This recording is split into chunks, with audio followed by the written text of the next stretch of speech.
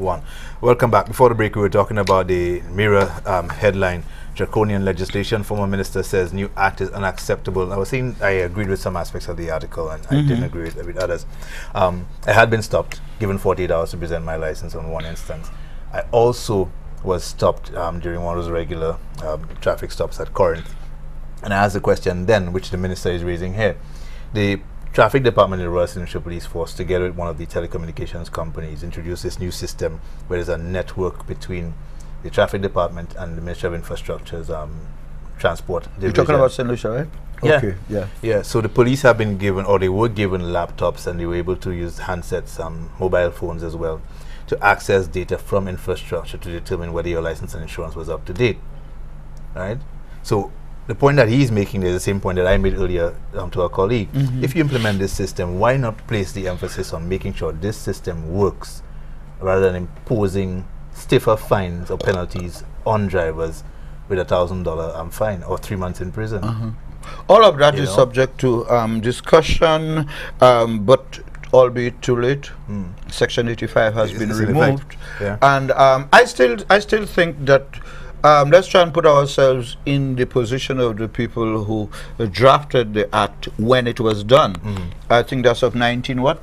No, I'm not sure. Yeah, it's an old law, and that was when we had less 2008. Yeah, 2008.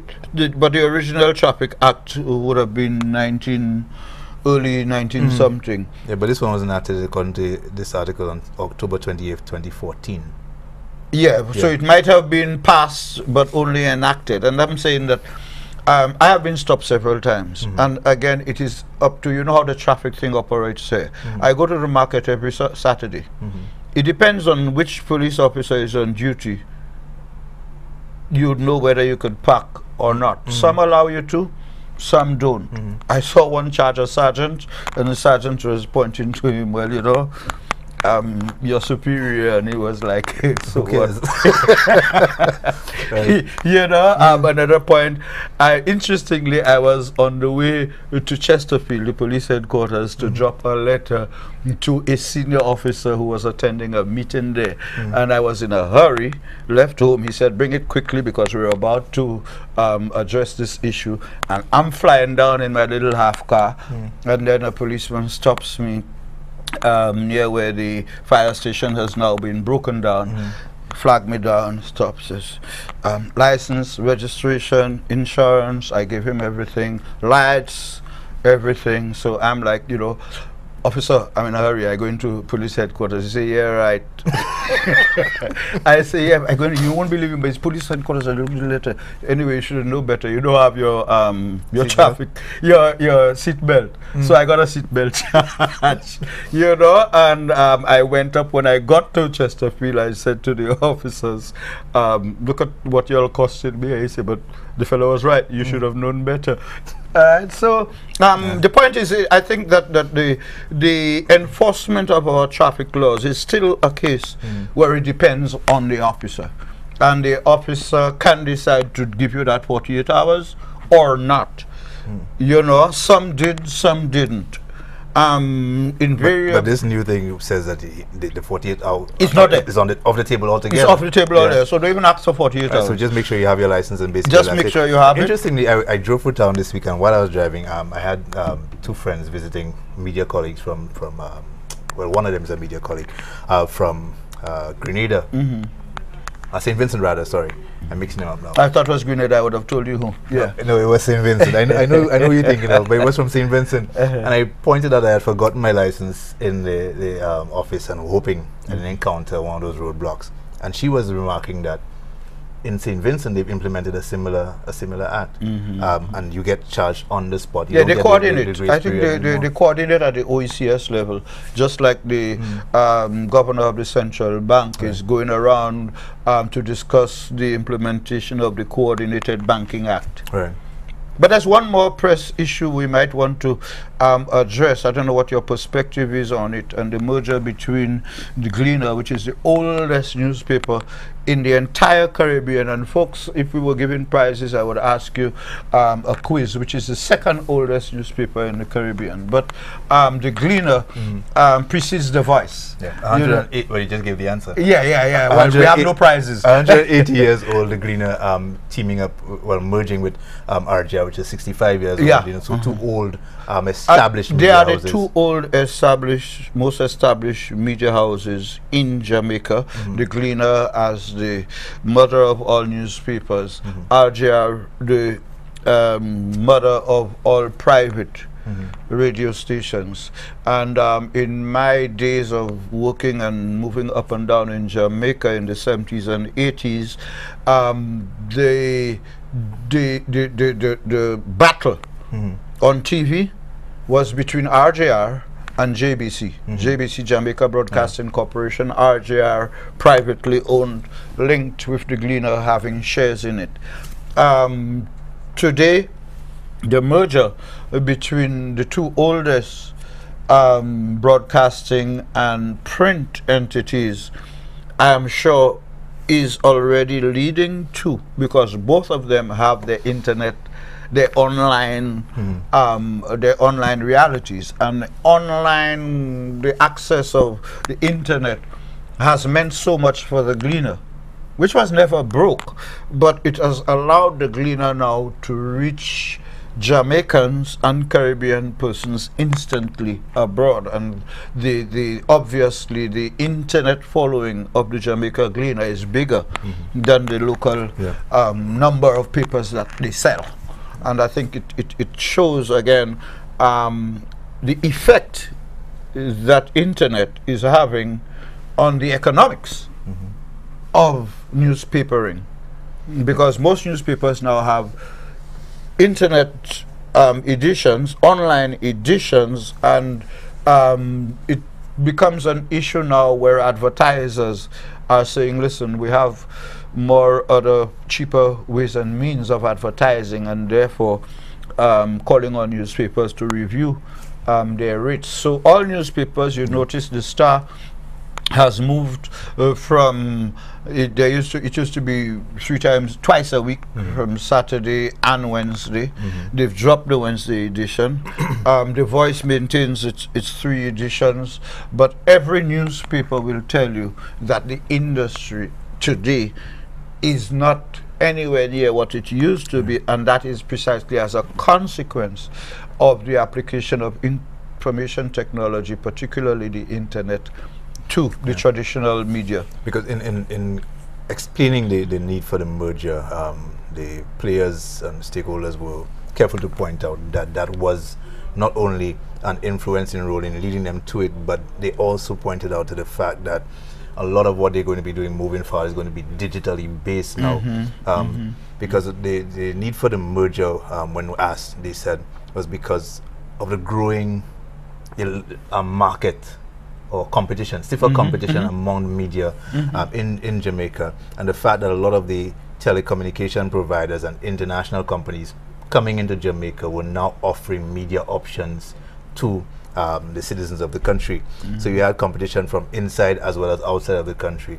So the need to consolidate these two media giants, you know, was even more pressing. One of the points that they made was, as you quite rightly pointed out, the power of the internet and using their connection with the diaspora, Jamaicans living overseas in the UK, Canada, and elsewhere, to lure more advertising dollars. There were a number of concerns expressed, and obviously when you hear of a merger, those things pop into your head.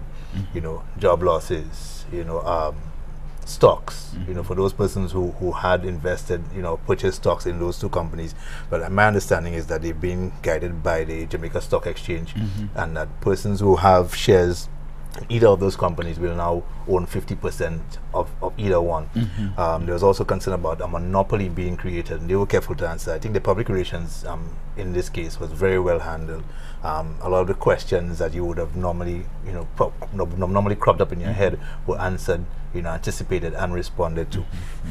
So how did they react to the monopoly issue? Well, the fact that a lot of the smaller media houses that have operated for the longest time are still in operation. Yes, they are struggling, but they are still there. They haven't been shut down. They haven't been shut down. Shut out. Yeah. And the way that the stock is being managed, nobody will own more than 10%. Okay. Of any company. So the issue of any one person or one group of people taking over. I thought it was a monopoly from the things. standpoint of the the merged entity creating a new media monopoly. No, they said that couldn't happen. But they are a monopoly. RGR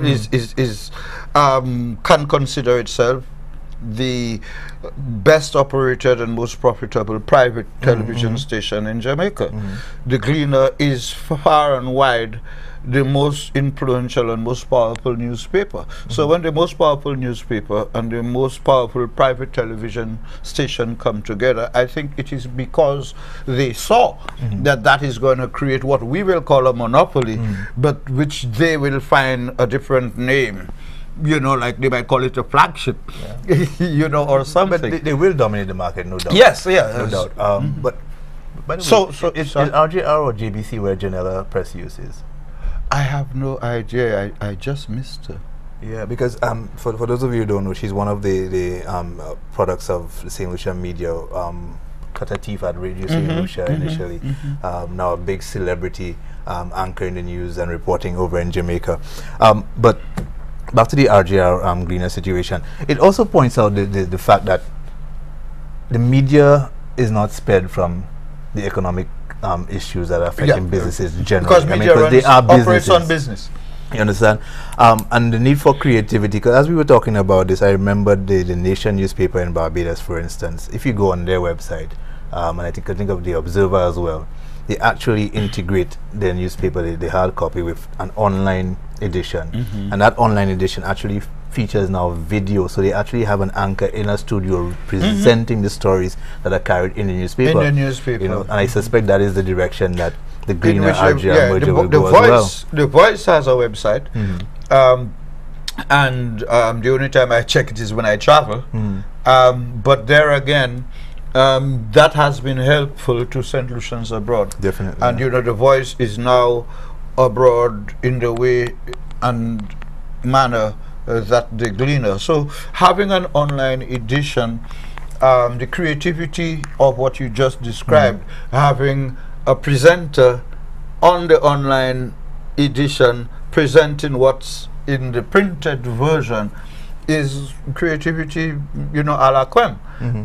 Similarly, I think that when media houses decide to have websites, they have to find ways to make that website be more than just a reflection of the original media house. So as you know, one of my favorite TV stations for world news, RT, they have a website called RT-Ruptly, which is they have their camera people around at hotspots around the world, and they just give you a 1-minute clip of a hotspot with no words, no audio, no description, narration. No narration. Let you come to your own conclusion, and that is not on the main station. Similarly, I think all of the BBC, CNN, and others, what they do tell you is that we have this news story, but it's breaking on our website. So you don't get it on the main medium, but the main medium directs you to the website, so that in that sense, the more your website can produce, or the more people can know that your website has things that are not available in the main medium, it therefore helps the main medium advertise the website and guide you around its domain. That is something I see CNN and CBS. I'm not sure about NBC and the others doing a lot, directing people to the websites. Yes, we gave you the story, but if you want more information, more details, more footage, it's on the website.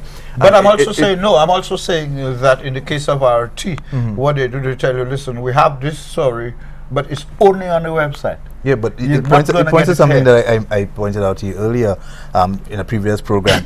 How I now go through my media and get my news. Oh, yes. Rather than sitting in front of a television and waiting for it to be fed to me, I rather go online and pick and choose which stories I want to see, which stories I want to read more about, you know.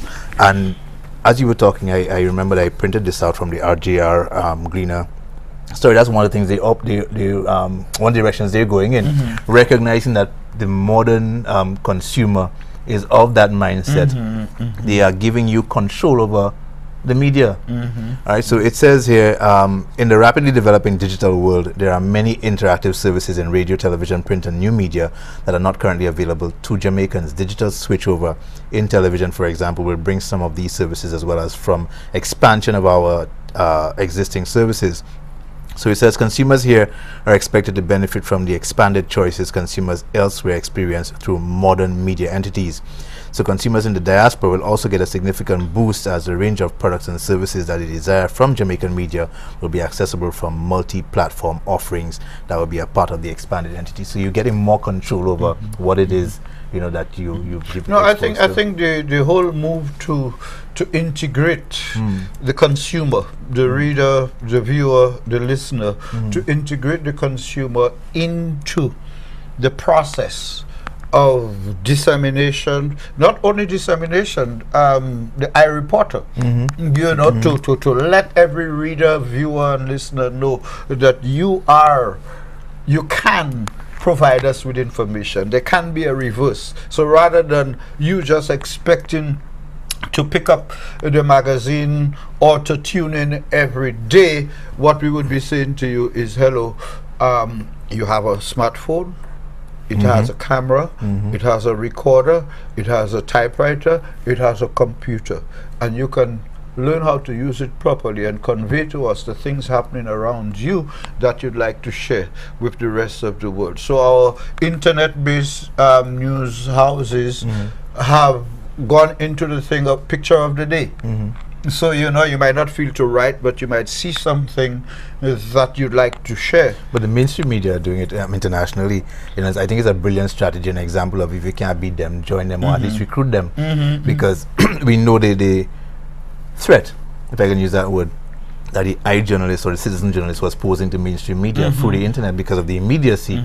But now what they've done is bring them in, make them part of the process. So you can hardly watch a major network now without an iReport. At some point them telling you, you know, if you see news happening, feel free to email us, send us footage, send us photographs. You know, CBS now has a storm tracker group. You know, so citizens, ordinary citizens who see weather events, you know, whether it's lightning strikes, tornadoes, you know, can videotape them, send them in, they give them the credit, you know. My most telling memory of how that works, we talked about it here.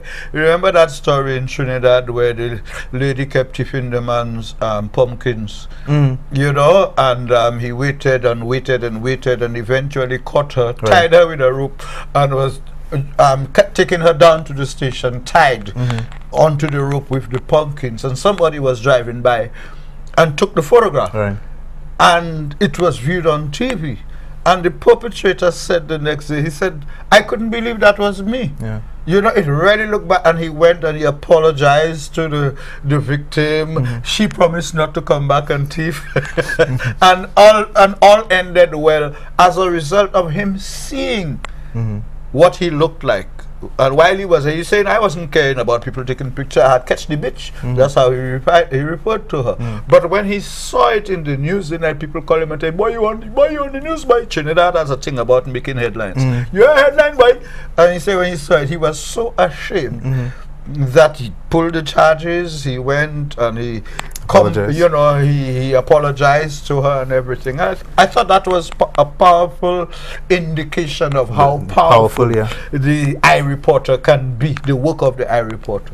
Okay, we're due for another break. Let's take that break. When we come back, we can look at some of the other stories in the news. This is the Press Club. We'll be right back.